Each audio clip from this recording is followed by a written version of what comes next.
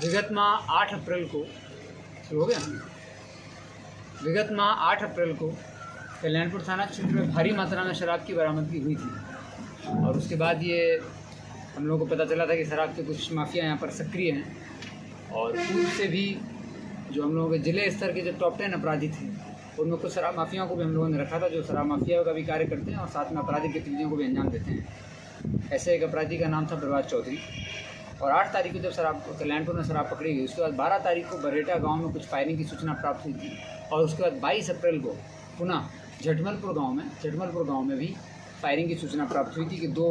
Gangs के बीच में आपस में फायरिंग हुई है और 30 से 35 राउंड गोलियां चलने की बात सामने आई थी। हालांकि कोई हताहत नहीं हुआ था, लेकिन घटनास्थल को देखने के बाद और जब सीनियर ऑफिसर्स के द्वारा घटनास्थल का विजिट किया गया तो स्पष्ट हो गया था कि शराब माफियाओं के बीच में किसी तरह का गैंग वॉर ये हुआ है। हम लोग इस पर कार्य कर रहे थे और प्रभात चौधरी जो इस क्षेत्र में सक्रिय था, कुख्यात अपराधी भी है, हम लोगों का जिला स्तरीय टॉप 10 वांटेड था, उस पर भी कार्य कर रहे थे। उसी क्रम में एसटीएफ के सहयोग से प्रभात चौधरी की गिरफ्तारी हुई है। प्रभात चौधरी साथ में उसके रवि चौधरी एवं अमरजीत कुमार दास 3 अपराधियों की गिरफ्तारी हुई है।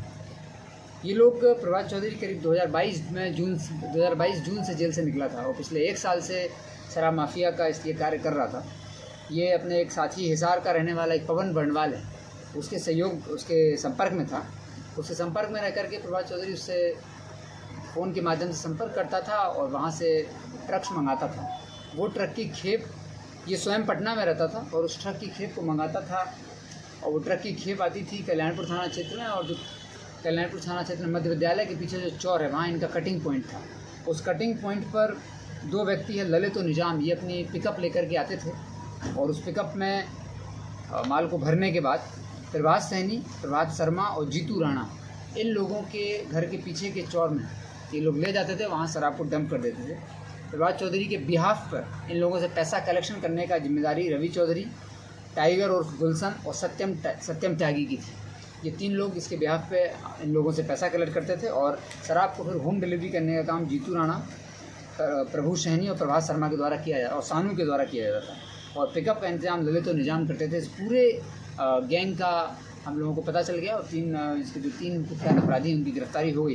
बाकी सभी भागे हुए, उनकी गिरफ्तारी के लिए प्रयास किया जा रहा है।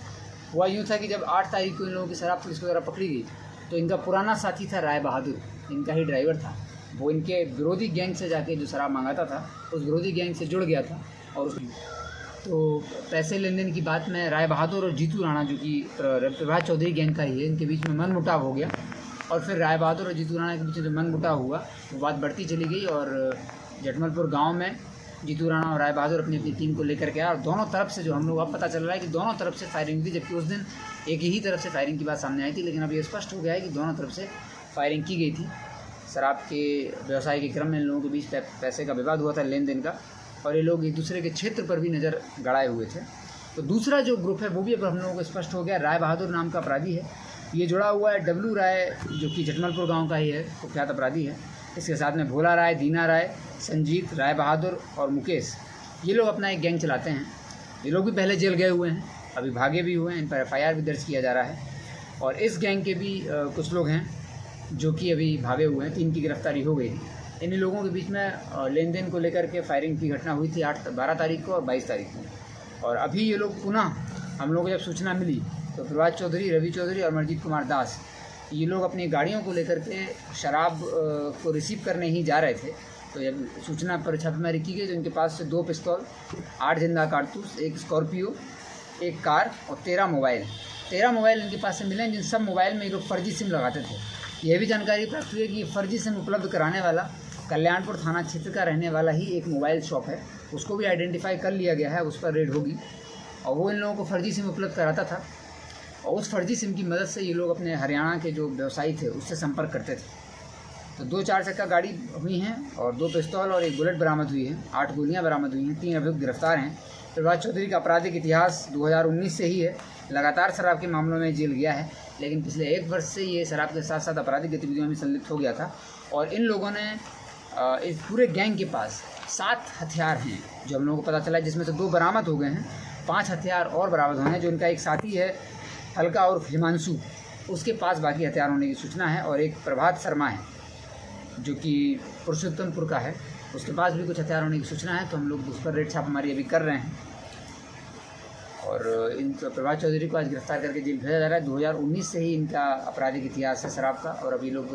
लेन देन के मामले में एक दूसरे के ग्रुप पर ऊपर फायरिंग भी करने लगे थे। तो फिलहाल इन लोगों को गिरफ्तार कर लिया गया। इनकी जो नंबर प्लेट आप लोग देख रहे होंगे, ये नंबर प्लेट ये लोग सभी गाड़ियों की नंबर प्लेट को गाड़ी से निकाल करके एक ही गाड़ी में रख करके, ताकि गाड़ी आइडेंटिफाई ना हो पाए, और रात के समय में शराब को इसी गाड़ियों के माध्यम से ढोते थे।